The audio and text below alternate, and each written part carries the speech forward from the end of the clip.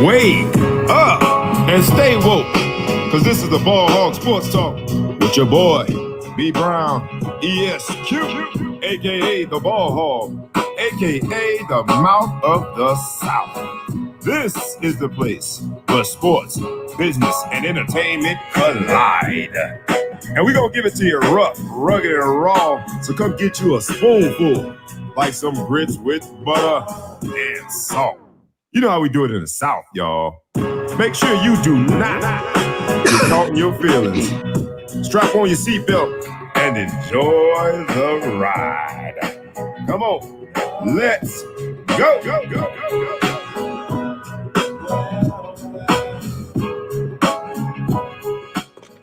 You know what it is? It's the Ball Hog Sports Talk with your boy, B. Brown, ESQ, a.k.a. the Ball Hog, a.k.a. the Mouth of the South, a.k.a. Mr. Excessive Celebration, a.k.a. Yeah. The kids love Bob. Yeah, you know what I mean? Hey, you gotta love the kids. I gotta love them back, baby. You know what it is, man. I get to be on this magical journey on this particular Friday with the maestro himself, superhero DJ John Quick is in the building, y'all. What up? What up, though? You know what it is. What up, though? You know what I'm saying? And then you know what it is. Last but certainly not least, there is a lady amongst us who is none other than the Maverick, as we describe her. Miss Majestic Maya is in the building, y'all. What's really happening, Miss Maya? I'm out of jail, bitches. Yes, yes.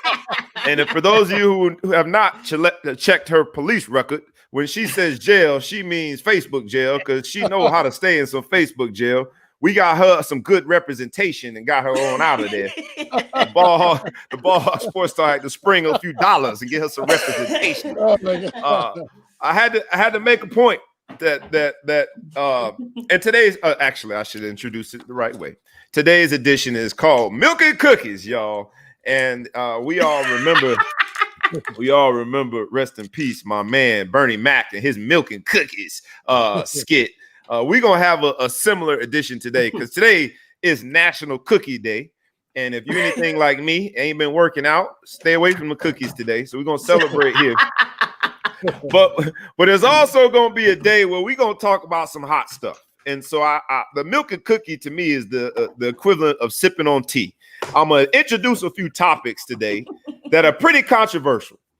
And so I'm just going to say out the outset, because I didn't say Hennessy and chicken wings.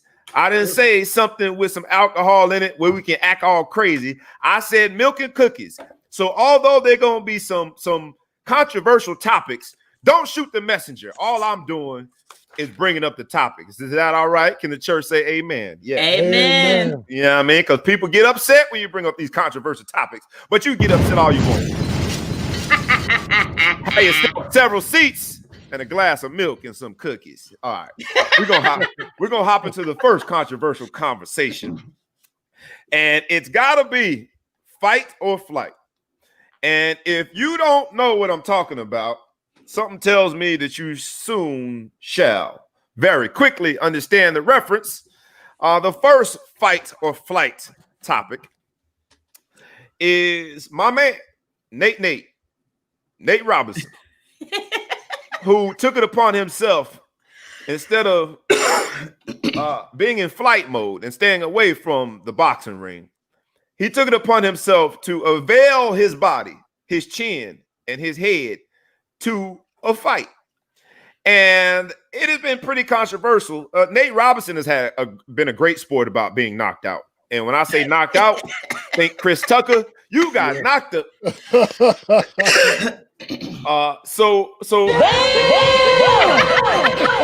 Nate Robinson. Wait, how you read there? Nate Robinson has been a great sport about it. But everybody else in the black community, black Twitterverse, has not been a great sport about it. And it's now created sort of a sidebar controversy. You would think that on a night where two legends, Mike Tyson and Roy Jones Jr., go toe-to-toe at 50-something years old, you would think that would be the center of the conversation a week later, less than a week later, 6 days later. But the only thing we talking about is how Nate Nate in his New York Knicks colored trunks. His Nike boxing shoes look like he came right off the court. fresh off a few dunk championships. Went in there and got dunked on his chin.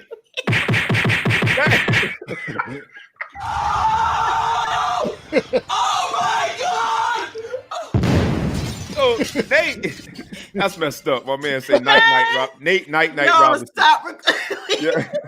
So that has taken on a life of its own, and now people have taken umbrage and taken issue with Black Twitter having so much fun at Nate's expense.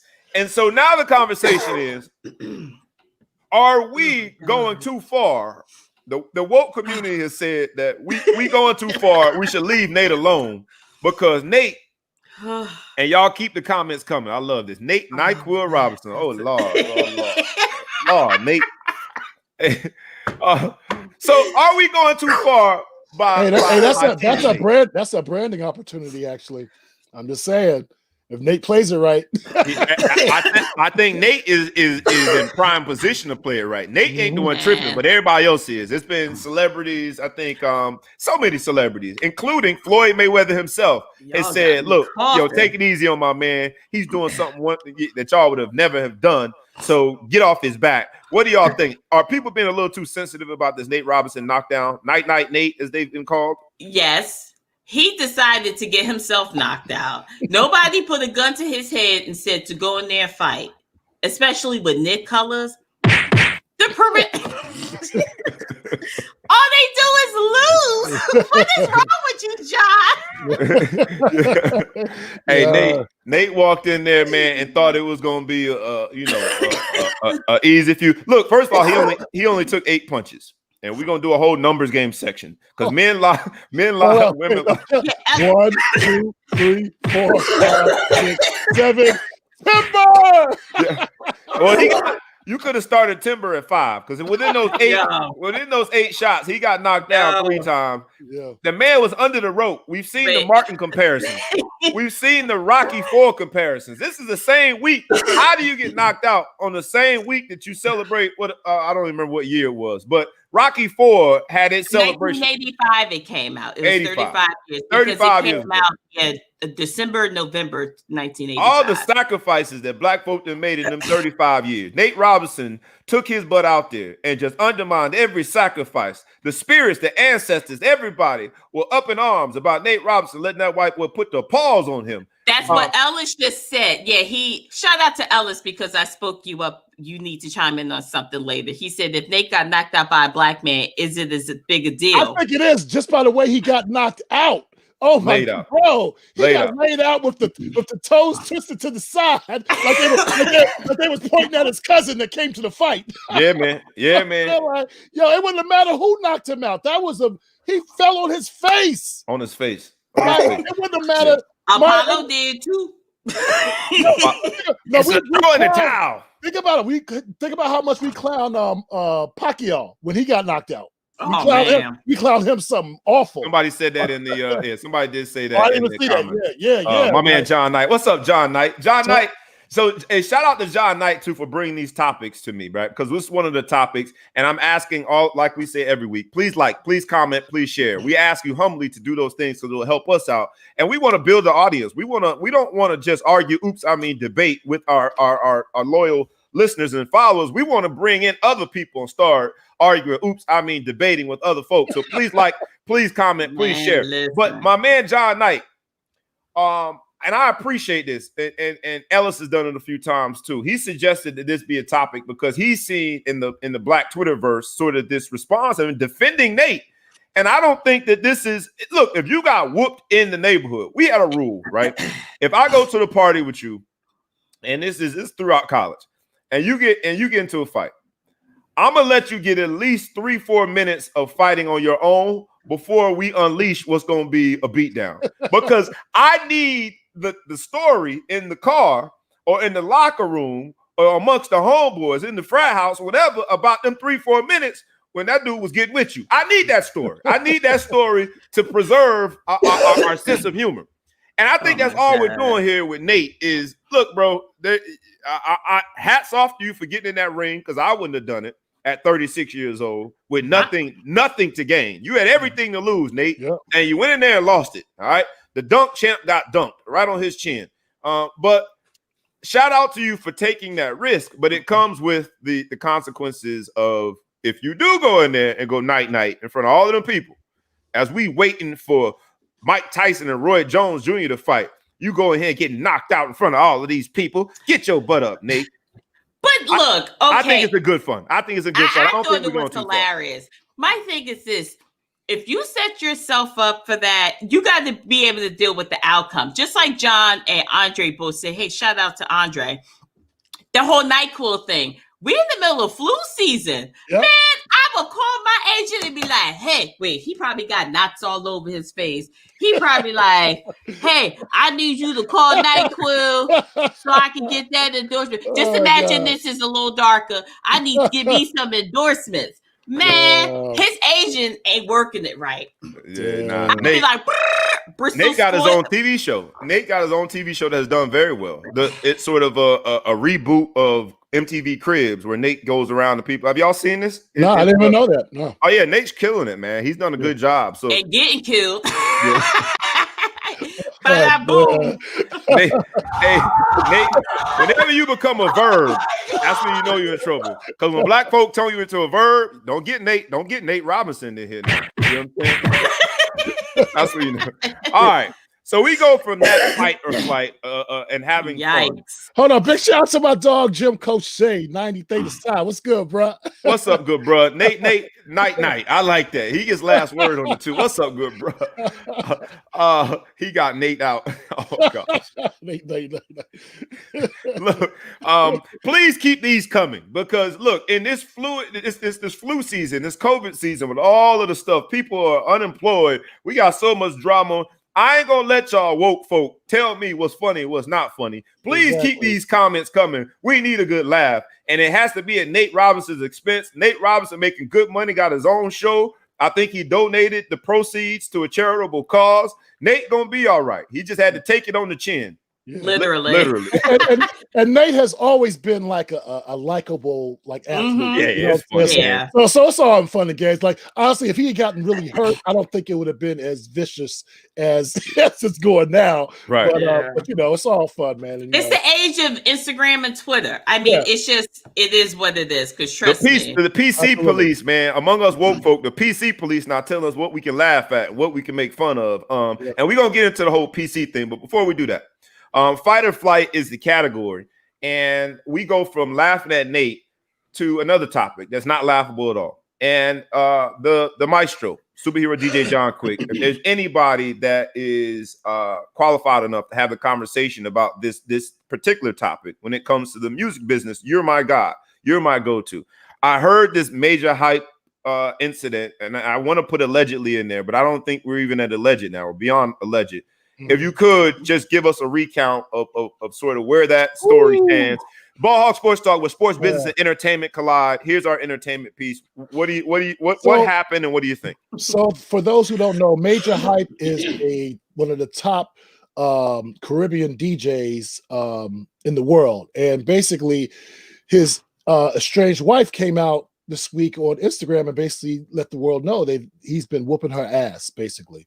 Now, dude tried to flip in. He staged a fake heart attack, like he went to the hospital to try to pull something out of Donald Trump's, playbook, right? Distraction.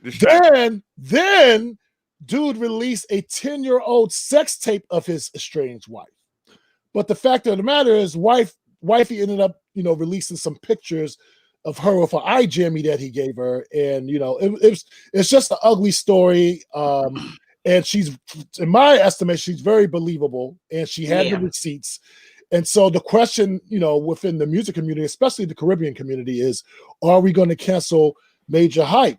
I hope so. And I mean, I don't see how you can't, but that's just I didn't me. know he was a DJ before he became a comedian. Yeah. He DJs a lot too. So I think that I don't know. I just think a lot of the times people don't take this domestic violence as serious as they probably should. Like, I literally saw women in the comments defending him. Like, we don't know if it's true. We don't know what she did to him, and you know, and I don't know. I'm from the school where, like, yo, you know, if a woman is beating on you, you could grab her and stop her from beating on you without giving her an eye jammy or beating her, giving her bruises all over the place. You know what I'm saying? Like, as a man, you should be strong enough to do. If you're married to a woman that can whip your ass, that's your problem. You know what I'm saying? So it is what it is. But I just think that we need to take this more serious than what some of us are taking it. So I feel like you were stepping on my toes there, man. My wife a black belt and it's 6 foot tall, so I think you was trying to say something. I'm not saying it's gonna be an easy win, right? But I'm just saying that, you know, I don't know. I don't know how it's gonna end, so I stay away from it. Yeah. Well, I will say this as a woman, it was very disturbing, like, to sit and listen. Like, I've always said, thank God I've never been in a domestic violence situation, because they're predators, and predators know their prey. These people, these disgusting, vile bitches, because that's what they are, male and female, that seek out to attack and beat on someone because they feel that they need control and power over them. That's the lamest shit ever.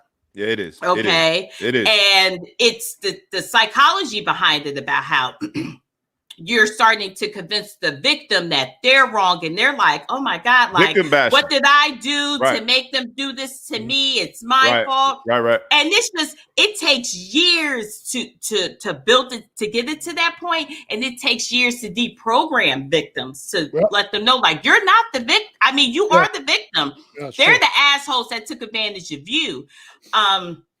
But it was very disturbing to see how many women That's the scariest part. That's what I was going to interject with. She must have did something to provoke them to get here. And I'm just like, well, I think it goes to the psyche. When did you grow up? I mean, I think it goes to the psyche and the depth in which this incident is just a microcosm of a lot of women being in situations where, you know, whether it's physical, verbal, emotional, whatever, all these different forms of abuse, where I think victim shaming is starting to undermine the conversation. As the brother to 3 sisters, let me just say, man, there are some zero tolerance things that I look at in this world, and that's one of them. You can find another way.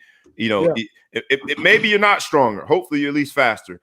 Run out the door, man. Run as fast as you can. Exactly. Put some moves on her. Y'all always want to come to Facebook and talk about how you was the star running back for the 10-year-old team, and how, you know, although you never played in high school, you was good. It was the coach's fault. So show me the moves and get out of the situation. Stop putting your hands on women, man. And that's all I wanted to say about that topic. So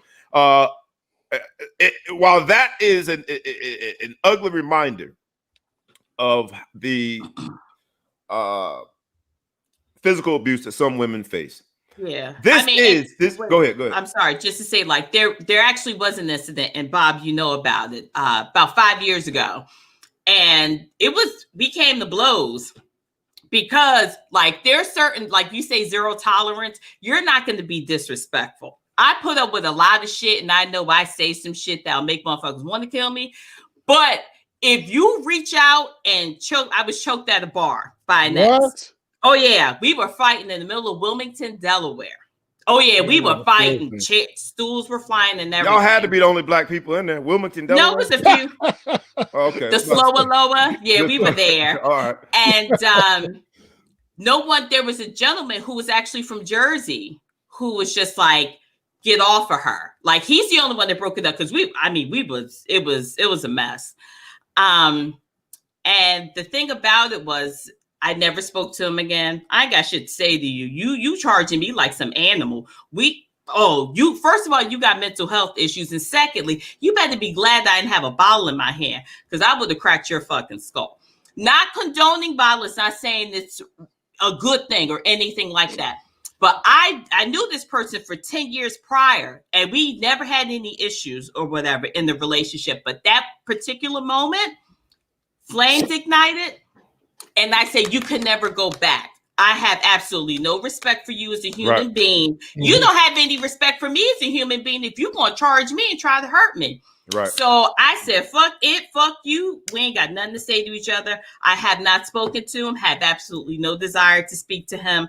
But I'm one of those people that's like, one and done. You're not going to be coming at me. Well, I think you should thank you for sharing the story, but I hope other people can hear from your experience that although that particular person did not have a history, although you knew him for 10 years and that was their first offense, if you will, that you still understood that came from a deep place, place that hurt people. So something tells me, not to make excuses for that person, but just trying to rationalize it. Something tells me he's seen that before, and it has been acceptable in his life. And so, although it was deep in there, 10 plus years worth of deepness, it can come out at any second.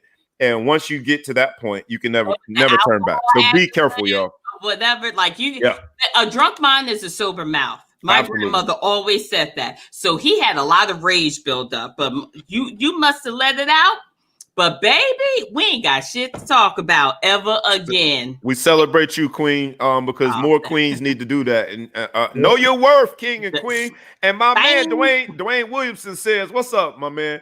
Yo, good folk, man, real good folk. I met him through DJ John Quick, but I love this. He says, furthermore, men can be abused as well." Oh, I said that. I said people. Fellas. If you ain't got them hands, let's just say when you look at yourself and you visualize yourself in a fight, you see the outcome being similar to Nate Robinson. And you really, you know that you are a Nate type. And there's a woman that got them hands, because a lot of them, again, man, run for the door. Do not be beat on. Humans are not supposed to be beat on. All right. I go from that dark place and women dealing with some cowardly men to that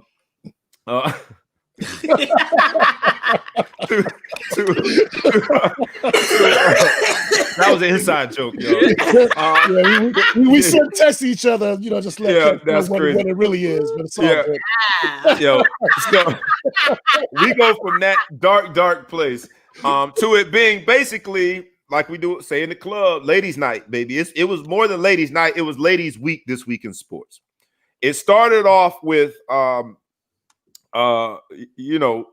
Sarah Fuller, who was the kicker for Vanderbilt, the first female to participate in a Power 5 conference and play inside a game. Now, she was a kicker, and I think they planned for her to kick field goals, but that's a problem when you get beat 41-0. You're not in field goal range, and you don't get to kick the point after touchdowns. But they brought her from the soccer team. She was a goalie. They won a championship, SEC championship. They brought her on to kick. A great story. It was celebrated. I don't know if you guys have any thoughts about the story itself. I am going to talk about the response to it because she also got SEC Player of the Week. Special Teams Player of the Week. In the SEC, where there's a lot of talent, she got the SEC Special Teams Player of the Week. What do y'all think about the story with her kicking in a Power 5 game? The SEC at that, which is the crown jewel of the Power 5 teams, or excuse me, the crown jewel conference within the Power 5. What do y'all think about it? They gave her flowers when she really didn't deserve any. I think they're milking it to get the attention. I mean, it's great. You kicked kickoff, punt, whatever, but as Player of the Week, Special Teams Player of the Week, no, sweetie. There were probably about 20 other guys, kickers, punters, that were making longer field goals and doing everything else. I think they wanted to make it a field goal, but it didn't meet the qualifications of a feel-good story. All right, so if you have your milk and cookies, this would be the time to take it out. And shout out to any of the alphas that might be in the audience and listening. The alphas are celebrating 114 years. Their Founders Day is today. Alpha Phi Alpha. That's about the only shout out y'all ever gonna get from me. No, I'm just joking. Alphas are good people. Ice cold. Shout out to y'all, man. Happy 114th. All right. If you have your milk and cookies, this would be the time to pull it out because I might say some things that ruffle a few feathers right now. Don't we undermine the real conversation about equality and equal treatment when we give somebody their flowers that doesn't deserve them. Like, I don't have a problem with Sarah Fuller. The fact that she stepped up, next man up, in this case was a woman. She stepped up and did what no other kicker at Vanderbilt could do and be a serviceable kicker. But they brought her in to kick the opening kick of the second half, which I hope it was called a squib kick because it wasn't terrible. Unless it was a called squib kick. That's what I was thinking. I was like, please tell me that's what she was supposed to do. Yeah, it was actually. It was. All right, cool. And when you're down, and I don't know what they were losing at that point, but when you got no hope of scoring, then a squib kick makes sense. I get it. But to get the special teams player of the week, yeah, that's crazy. It's more ceremonial, and it takes away from the substance of the fact that it's big news, and you kind of undermine the real conversation. I don't know what y'all think about it, man. I thought they went a little too far in giving her the SEC Special Teams Player of the Week. I thought that was a little. It sort of was it was patronizing. I think you're right, Bob, but at the same time, like, who cares about the fucking SEC Vanderbilt? Nobody cares about those shits, man. You know, but I can always count on. You're right. You're right, though. It was patronizing, but I mean, you know, again, nobody cares about those type of awards. And I think so. And I'm like Bob, do you go to the papers like, yo, I wonder who got Special Teams Player of the Week? I don't. Exactly. Nobody. I'm gonna go one further. Like, I didn't even know they did a SEC exactly. Special Teams Player of the Week. You're right. You got a point there. But it did hide from the fact that special teams players, the kickers and stuff, are they really players? I mean, no, they're a big part of it. They're a big part of it. And look, she took a risk going out there because even in a squib kick, if somebody returns that doggone ball and it's me and her, she's standing between me right over. Let me tell you something. She padded up too. Like, you better tackle them. So from that standpoint, don't get tackled by her, or it's a wrap for you in the locker room. She's not a small woman. She's not. She's a big girl. Yeah. So, but I'll say this, you know, and John Knight, shout out to John Knight for bringing this out. It hides the fact that they fired their black coach. What I think was, and blame it on the conspiracy theorist deep inside me, the cynic that seems to keep resurfacing in my brain. But she's called Maya. That part of your brain, she's called Maya. You've had an influence on me. You had influence. But they prance Sarah out to the world. And I think that there was a little pressure to make sure that this story had legs. And in the midst of all of that, after losing 41-0, Derek Mason got fired. Another black coach in college football in the SEC is without a job. Did he deserve to get fired? Yes. I would have kept him throughout the rest of the season, though, because ain't nobody trying to line up to go to Vanderbilt right now. And look, you know, that's a story to celebrate. But it was so celebrated that I think they were able to just throw that under the rug that indeed this black coach got fired. And yeah, everyone's talking about Sarah Fuller instead. My man Elvis Reyes, aren't they owing forever though? Yeah, that's what you get for being a institution that's known for all the academics, and all your accolades are about research studies. In the SEC, where you know they trying to research how to score them points. Because everybody on the team is trash. I actually know Vanderbilt has been bad for a long time. That's not just that's not. It ain't new, right? And look, James Franklin, who was there for a hot second and did an okay job in building a program, he's on the hot seat now with Penn State because he's in trouble, shall we say? All right, another black coach gone. Ladies' Week. Let me put my shades down a little bit. I'm about to say they show no curly white. Yeah, I'm saying like see, I got on pants. Anybody who was questioning whether I got on pants, you see now I do. I do have on bottoms. Let me look at the other story that is Ladies' Week, and it was the Browns on their chief of staff. Callie Brownson is her name. This week, because of COVID, she was the first ever female to serve as a position coach during a game. And she's the chief of staff normally, but she was the tight ends coach for the last game, which I thought was, again, ceremonial, but pretty dope, man. They also used the picture of another coach. That picture that they posted with all of this information wasn't her. It was a guy. I didn't know whether or not. I know we were very gender fluid in 2020, so I made sure I stayed away from whether or not that she identified. I didn't know. That was a man. It looked like a man that I posted, but I was making sure I didn't say nothing because you get caught out here. You get put in a headlock. You get caught out here, boy. I can say it. That was if that was her, okay. But from baby. Oh no, she didn't. Look, I'm gonna say, what's she gonna do? Show up to my house? She ain't gonna do shit. That was a very masculine looking woman, if that was a woman. Sadate. All right, so notice how I'm staying. I'm straight tippy toeing over that thing. Like, I ain't messing with it. I ain't messing with that. I'll mess with it. Yeah, but my thing is, okay, this is a quick little side note. You can't get mad if someone's looking at that picture, that short hair, buzz haircut, masculine, very just strong jawline. Not to say that women can't have strong jawlines or anything like that. It looked like, excuse me, she in that picture looked like a man. Right. Don't get mad at me for going by what my eyes tell me. How far have we gone into the political correctness realm when I'm hesitant to make that statement? And I know there's gender fluidity and how you identify in terms of your gender, but the storyline is she is the first woman to serve as a position coach in the NFL. So I felt sort of like between a rock and a hard place because I'm looking at the picture thinking that's not a she, but oh well. All right.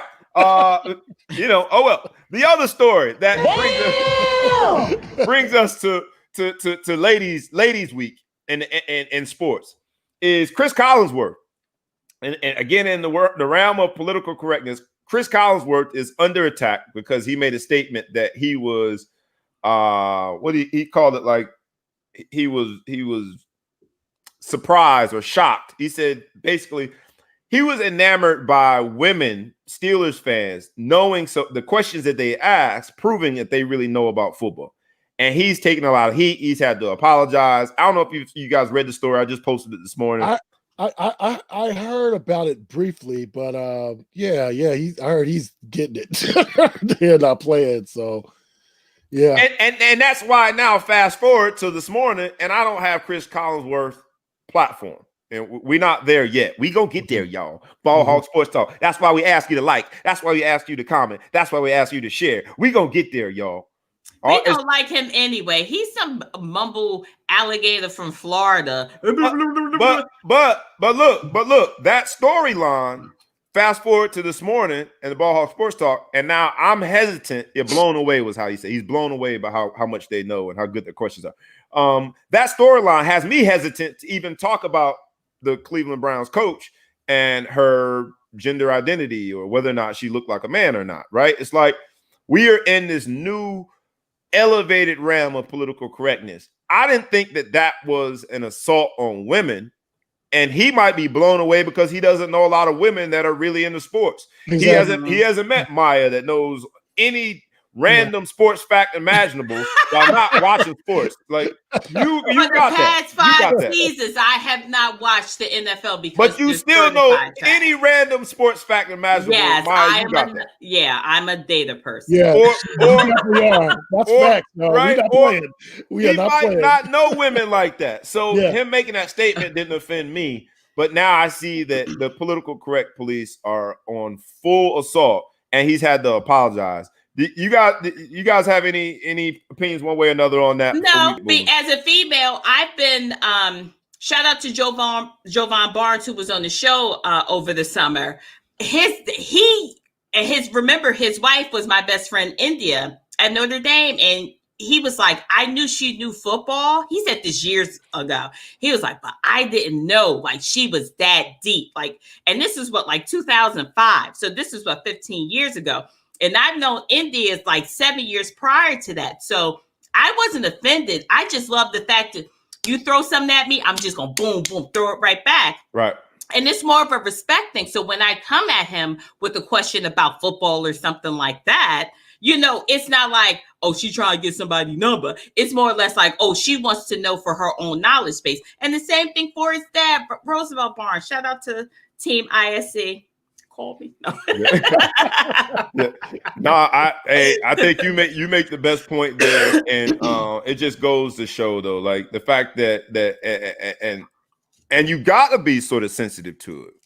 We've gotta walk around it and be very mindful of not saying things that I think were just natural. He really seemed to be blown away, and now he's being blown away by the political correctness. But you're in Pittsburgh. The Steelers is a life. That's not just that's culture. That's a reflection on him, right? You shouldn't be surprised by that because I mean, if you go to Steel City, baby, they love their football. That their lives are consumed with the Steelers. They're in the womb and they know about Chuck Noll, Terry Bradshaw, John Starworth, Lynn Swan. It is not a game out there. So the onus is on. Oh my God! I got to think for Lynn Swan. I always thought he was just such a gentleman that had hands for days. So that's on him, not knowing his. And that should be the conversation. That should be the conversation. Like Chris Collinsworth. You don't know your base, like you don't know your audience. But it's not good because he was a Cincinnati Bengal, so he should know as much wood the Pittsburgh Steelers used to put on the Bengals. He should know.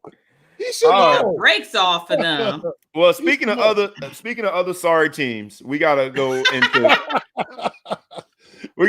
a few of these quickly, man, and then we're gonna switch it up. But we talked about Ladies Week, and that encompasses everything Ladies Week. Marvin Bazemore, and I appreciate you saying that, bro. He says he's late. Vandy was a redemptive move because several members on the team went to trial over sexual assault a few years ago, and that's what it felt like. And honestly, like. It felt like rope-a-dope as well, because while we were talking about Sarah Fuller, we were blinded by the fact that they just fired Derek Mason in the middle of the year. When you are Vanderbilt, you ain't got to fire nobody in the middle of the year. No, that made no sense. Yeah. Nobody is. They're not vying for a playoff spot and just playoffs. Yeah. And anything with the exception of COVID this season, which is like no other season we've ever had. That just shows the trash and classlessness on behalf of Vanderbilt University. This is why you have young black men saying, I ain't messing with these PWIs. I will politely take my talents elsewhere. We're going to get to that topic. Hold that. We're going to start with this segment called the numbers game. Y'all know I like to play numbers game. I'm a number guy. And you're right, Ellis. Robert, before we go any further, I feel like I need to stand up and show the people, the T-shirt. Oh, T-shirt King strikes again. T-shirt King strikes again. Wait, who that long one in the corner with the white T-shirt? Is that his son? Is that his son? I don't know who that is. No, you know what that is. That's Tim Duncan. I think that's Tim Duncan. Is it? I don't know, man. Hold on. That looked like his son. Hold on. I can't see, bro. I can't tell. Too dark to be. You talking about this dude, right? Where yeah. That's Tim Duncan. I think that's Tim Duncan. I couldn't figure it out. But I was like, all right, whatever. That's his son, Jeffrey Ford. Yeah, he looks excited for us, so maybe it is. I think that's Tim Duncan. Ellis, you're right. 0-8 gives you a reason to have a conversation, but again, you're 0-8 at Vandy in the SEC exactly in a COVID year, and you just did for the sports world what no one else was willing to do in a Power 5 is you found an opportunity, or she earned an opportunity, but you allowed it to manifest itself and have the young lady out there. I just don't think they should have fired him. You could have fired him at the end of the year. Yeah, he was going to get fired, but you can't wait. You got to do. Yeah, we're going to do it today. Like Thanksgiving weekend, take your little bored ass on to go. That's why I feel like it was rope-a-dope, because on a few days after Sarah Fuller's story. Anyway. All right, so we got to talk about numbers game. The first topic for numbers game has to be, because men lie, women lie, and numbers don't. So they say. But sometimes numbers do. The first one that we got to talk about is the worm, Dennis Rodman. It's the 93. So is that 27 years? I'm bad with math. Yeah, 27 years. It's the anniversary of this stat line where Dennis Rodman, the worm himself, had 0 points. He was 0 for 5. 0 for 5 field goals. He had 28 rebounds, and he played 45 minutes. It is a blast from the past. They don't make him like that anymore. Completely selfless. He knew he had to do what he had to do in order to be on the floor. He was a rebounder, man. And I celebrate that because a lot of y'all don't know y'all role no more. Everybody want to play every role. Everybody want to do everything. But if you want to be with a record label where you I know where you're going, bro. produce ain't all up in the videos. My man, the worm, Dennis Rodman, is the quintessential death row, baby. Because he knew his role, man. It wasn't all up in the videos trying to take the shine from Mike. 0 points, man. Actually, I think 93. He was still not 93. He was still playing with San Antonio. He was with the Spurs, but still, he didn't. When he didn't take with Madonna. That was a mess. Hey, Madonna had him playing well. You know what I mean?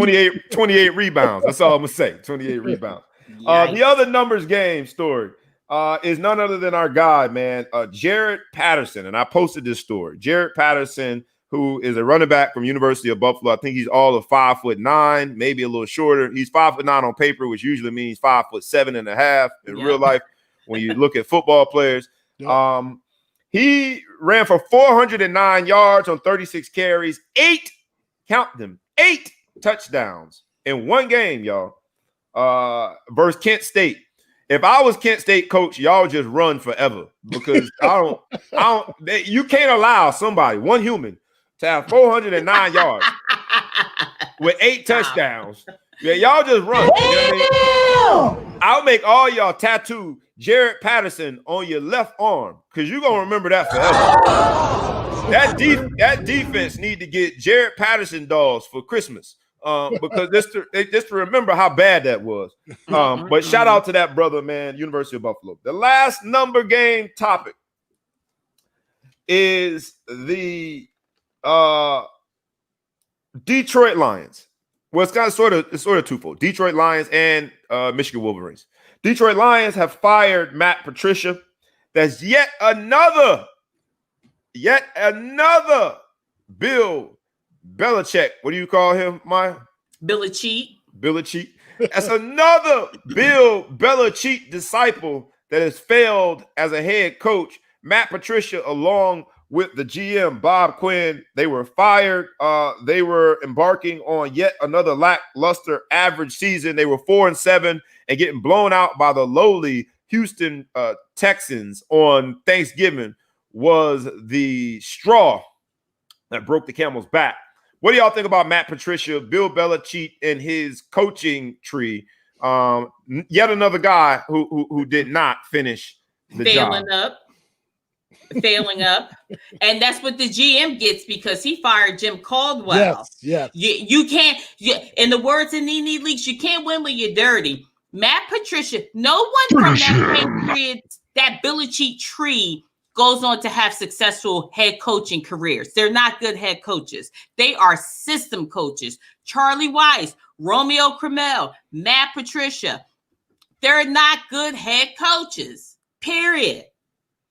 You talk about people knowing their position and staying in their lane.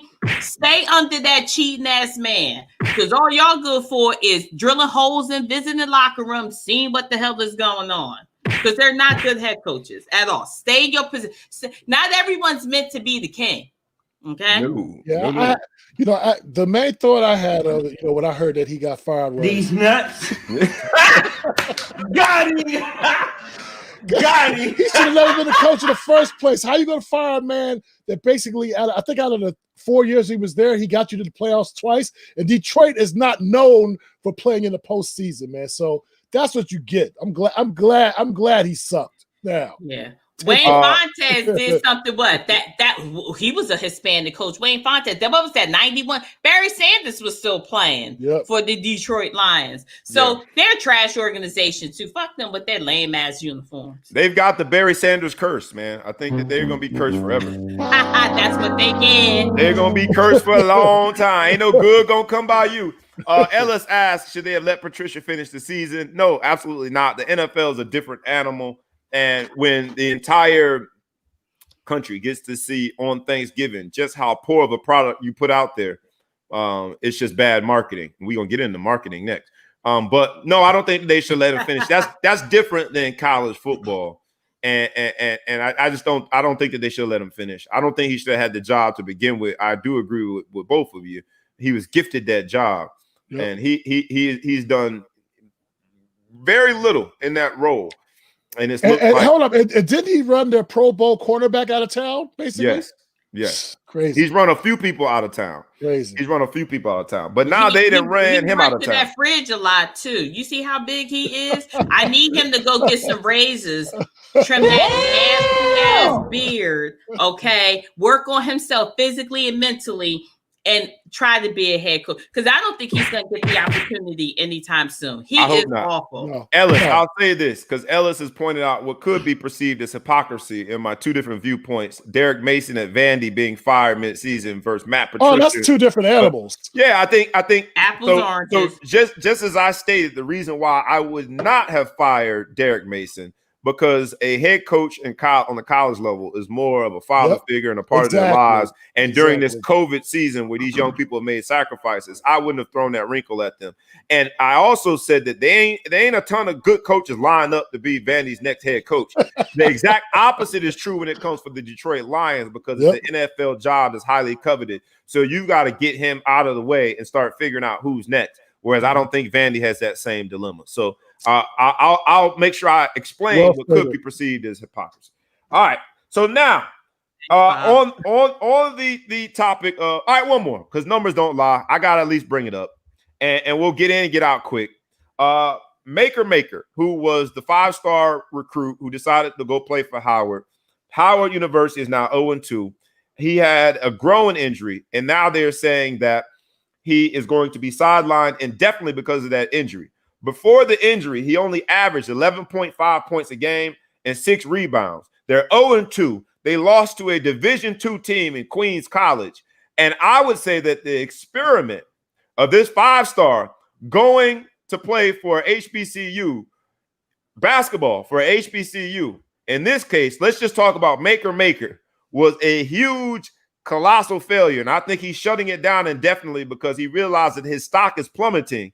And he's an NBA guy that is hurting his own draft status. And so it's not really about the bigger conversation, HBCUs versus PWIs, but do you think that this experiment is going to hurt the momentum that these top recruits had in going to HBCUs? No. Nigga bye. Thanks, John. It's 2 games, bro. You serious? Stop. No, Come on, bro. 11.5 points, though. Bro, he's a freshman. No matter what, he's still a freshman, bro. Like, come on, man. 2 games. Come on.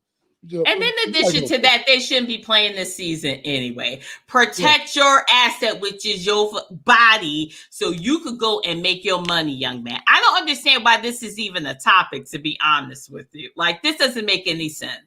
I'm just saying that we celebrated it. Bro's a PWI guy. Quit hating, bro. Quit hating. We celebrated it, man. I'm not. Hating. Look, if I am hating, I am not above hating. I will say I'm hating. I'm hating for this reason, because we talked about it ad nauseum. We celebrated it. We thought that this was going to be 2 games, bro. Like, I know, but man, started this week technically. Come on, bro. But he's shutting it down. He's shutting it down. Come on, bro. You've had a groin injury before. Yeah, I have. You are not going to argue about anybody shutting you down for that. But normally they would say something like, "You're going to be down for 2 weeks indefinitely." Definitely, because they don't know when. They don't know how. You know, everybody recovers from the groin injury differently. I hope so. I hope this is not him being self-interested and taking all of that goodwill that we had bestowed upon him for making such a good decision. Nah, he'll be and all throwing right. it out the window. He'll be All All all right, right. I've been schooled by my man Ellis. I'm mispronouncing his name. I'm just gonna put that on the screen because I don't my core, not maker. All right, cool, man. Every time you say maker, I'm thinking, is he talking about this fucking Baker Mayfield? Like, why are we talking about that fucking scrub? He don't get no play on this show no more. I have moved on. Baker, touchdown and interception maker. All right. Look, all right, but from a marketing standpoint, because we had talked about marketing with another topic, and I want to know what you're thinking because I saw your post, superhero DJ John Quick, the maestro.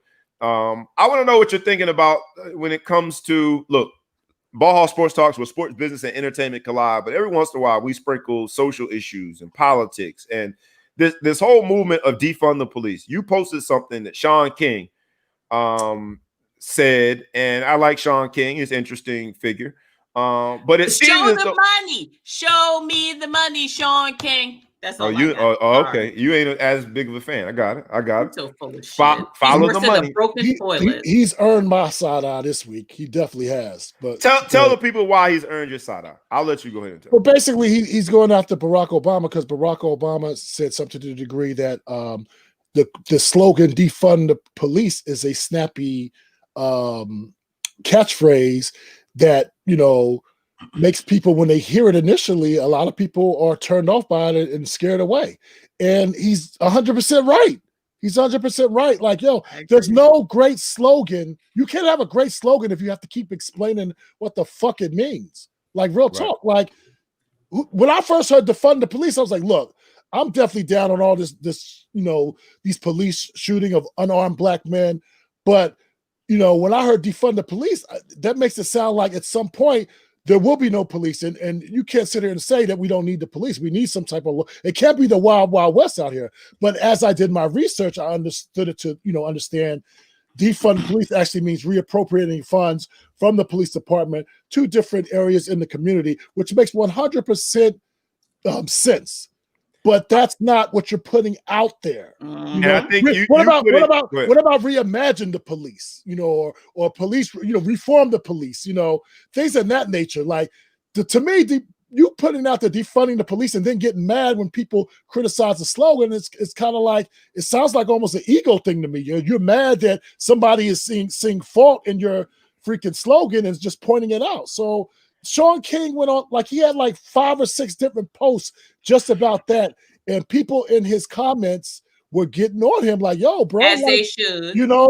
I think it goes back to it goes back to us. I like that. Invest in peace. Our marketing guru, like Ellis Reed. Nice. Ellis Reed says invest in peace. That was a tongue twister. I think it goes back to us being so binary with everything we do. We're in the cancel culture. So it's either you're completely on board with something or you're not. And that's just not reality. And so for me, I've gotten involved with a local committee that is Community Police Collaborative, but the word collaborative is in the name of the committee. And so to then think that I could also be sort of an abolitionist and with a whole bunch of zeal saying we should get rid of all police, doesn't that just end the collaboration right then and there? I know I wouldn't support anybody that is trying to get rid of my livelihood. And I know some good police officers. And at the risk of sounding like, that racist that says I got one black friend, at the risk of sounding like that, I will say I do know some good police officers. And I don't know if defund all police makes sense to me. I think that you should defund the police departments that are ripe with corruption. I think you should defund the police departments that aren't open to change and training and de-escalation tactics and making sure they keep their freaking gun in their holster and turn on their cam. Yeah. Those are the police departments you should defund, but not just defund all police. Well, the thing about it is a lot of people get confused is that they take money from others sources to add more money into the police department. Like they've cut back on education. The money that's supposed to be invested in education has been taken out and given to police departments. We discussed this offline. Police officers with tanks, heavy artillery vests and these special bullets. What the fuck are you shooting? You don't need some high-powered rifle to shoot someone. Why are you shooting people in the first place? The last thing you should be doing is removing your gun from your holster. Right. Okay, you need to re-educate these police officers. And in addition to that, the training is awful. 60 hours. You need 60 college credits. In addition to that, you go to the academy for 8 or 9 weeks or whatever it is. You mean to tell me that you actually think that someone with 8 to 9 weeks training, okay, who could technically use lethal force, that's enough training?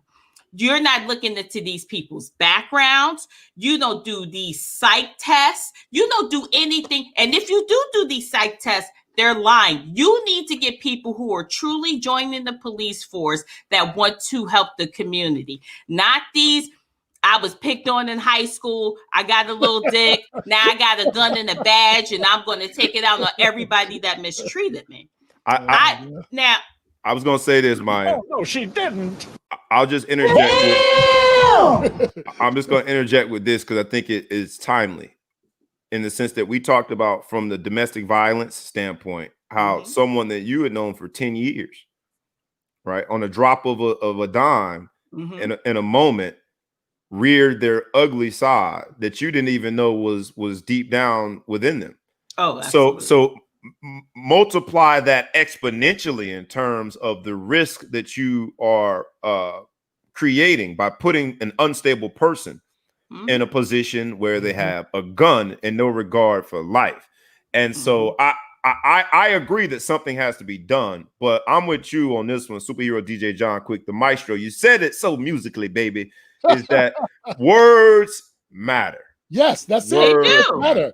Yeah. Words matter. Yeah, I said it offline. We were talking, and I said the first. Now, my aunt, who was like the biggest poli-sci person, she's all into that.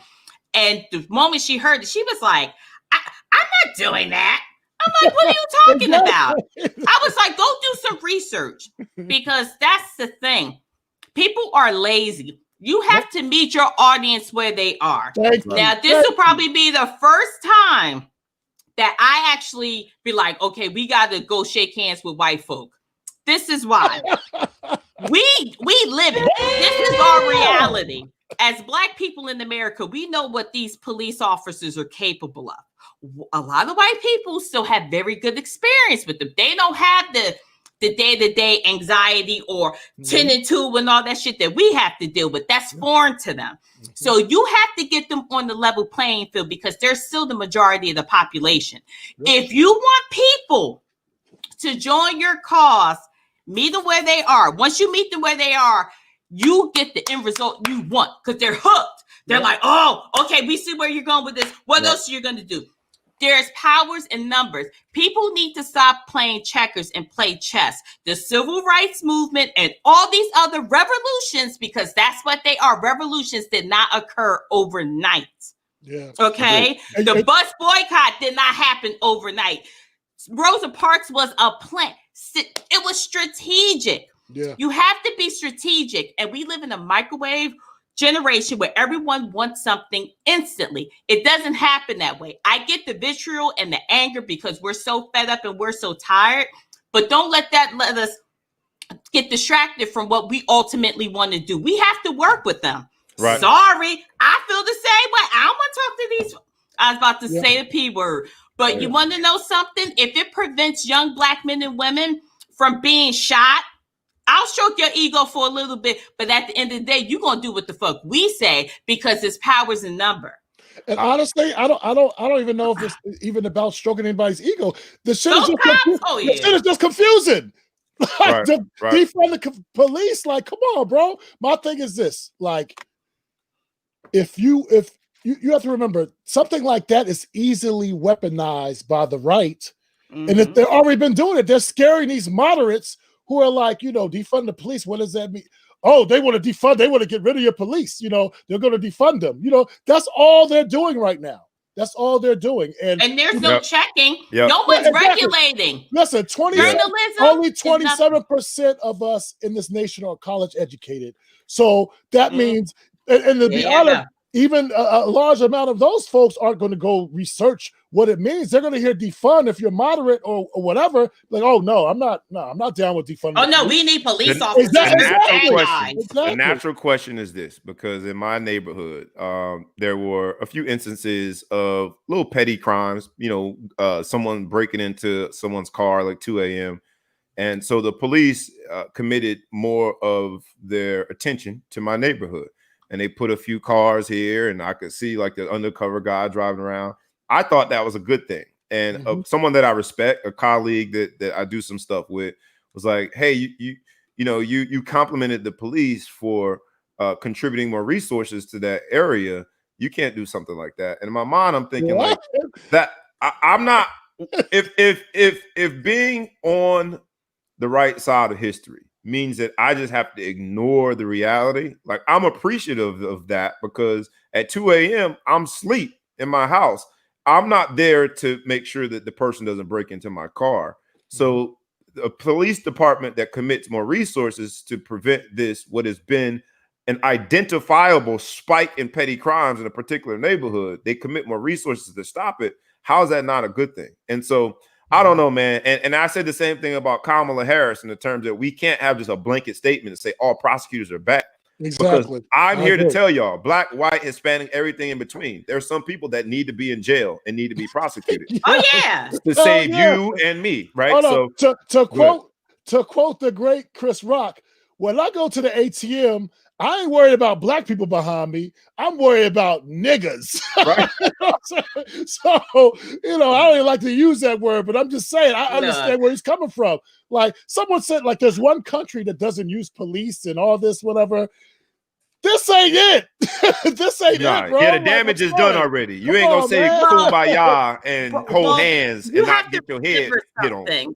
What word association? So you have to think like the people who, when you hear police, you think of crime. When you think of crime, you think of black people. So you have to get on the level with people who are completely clueless. White people have this inherent fear of black people. I don't know why. We didn't create the guillotine. We did not hang people from trees. All those barbaric tactics of torture and punishment came up with you motherfuckers, but that's a whole nother topic. What we need to realize is that we have to work with them. They're not going anywhere. I mean, they're like herpes. You get a medication that's a flare up every now and again, but you have to get something to treat it. Okay. I hate that analogy. I don't want herpes. I want police. I don't want herpes. I don't. You don't Please, want it, but no you herpes. got them. I don't want either. I have to Not go me there. personally, just for the record. When she says you got them, she's talking about generally, not me. Yeah. I didn't say nobody up here got no herpes. I'm gonna stop. No, but it's just something that you have to deal with. Yeah. And you're not going to change people. Like I said, you have to, the word association is so strong. White people have been conditioned. Conditioning is a very strong manipulation tool. Right. Operant conditioning will have you killing motherfuckers, be like, I'm part of the Jim Jones plan. So you have to be very careful with the messaging. And the sad thing about it is that in this current time, it's like, a television news is just like the insurance company. There's no regulation. If the right person says it, it's law. No one cares. Because 45, oh God, why we still talk about that fucking orange maggot? It's telling people the election is rigged. Sweetie, it's not rigged. All these recounts, you're losing even more votes. Okay. But people believe what he said because of the position that he's in. You have to change the narrative to convince the people you want to join your team that you are not the threat. It's unfortunate and it's bullshit, but that's how you have to interface with white folks. It's a sad truth. Big up Anthony Denman. That's what I believe in, bro. I think the future is community policing.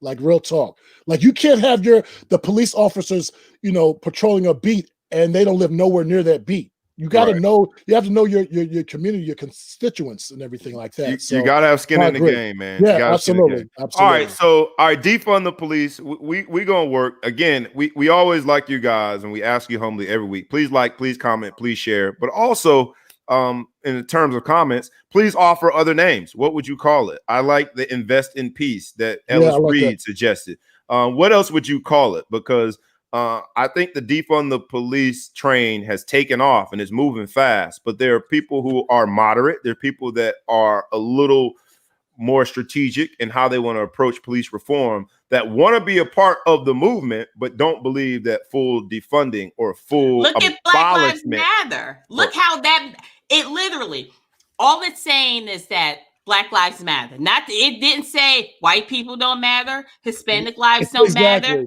And people took something so basic and took it, and no one says anything with white lives matter. We don't have to say white lives matter, because in everything we do, every experience we have in life, it is proven that your lives matter. That we just want to matter. Why we got to beg to be recognized as human beings or our lives being worth something? What the fuck is up with that? And to the point that we're talking about, as clear as that message was to us and most people, they still found a way to twist it. So you don't think, defund the police, that's easy. That's candy. You know what I'm saying? That's easy to twist. You know what I'm saying? Like, of course they want to be, so we gotta be better with this, man. We gotta be better with words. All right. Ellis, you need to get in to do something with that, because I mentioned this before the show. You're the marketing guru. They need to reach out to you or something. Sean King, I don't know. He little, I don't even think he black. He's something up with that boy. But somebody called him Martin Luther Cream. All right, look, y'all.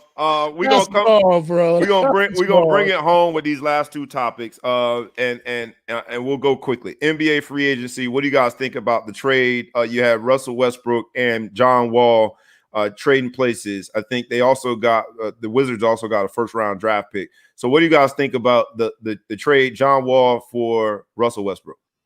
Man, the Wizards are going to be something special. John Wall was great, and he going to Houston. Man, that team, the Wizards won. I think the Wizards won that trade because I think Westbrook and Bradley Beal can play off more of each other, and they got the European kid. I forgot his name. He could shoot, Batance or something. Yeah. So I think Westbrook.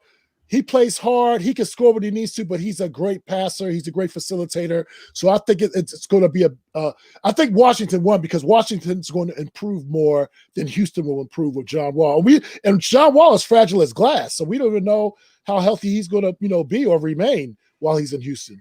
In one word, yes or no, with the Lakers signing so many free agents, with Anthony Davis now locked in for a long-term deal of 5 years, with LeBron re-upping and getting his big 2-year deal, do the Lakers repeat? Yes or no? They should be the favorites. I don't know. With basketball, it's funny, man. It's like with football, there's so many different moving parts. But with basketball, if you got the top two players, you're supposed to repeat. So you're supposed to win the championship. Yeah, you know what I mean? Like that's factor. They have the top two players in the league. Like, period.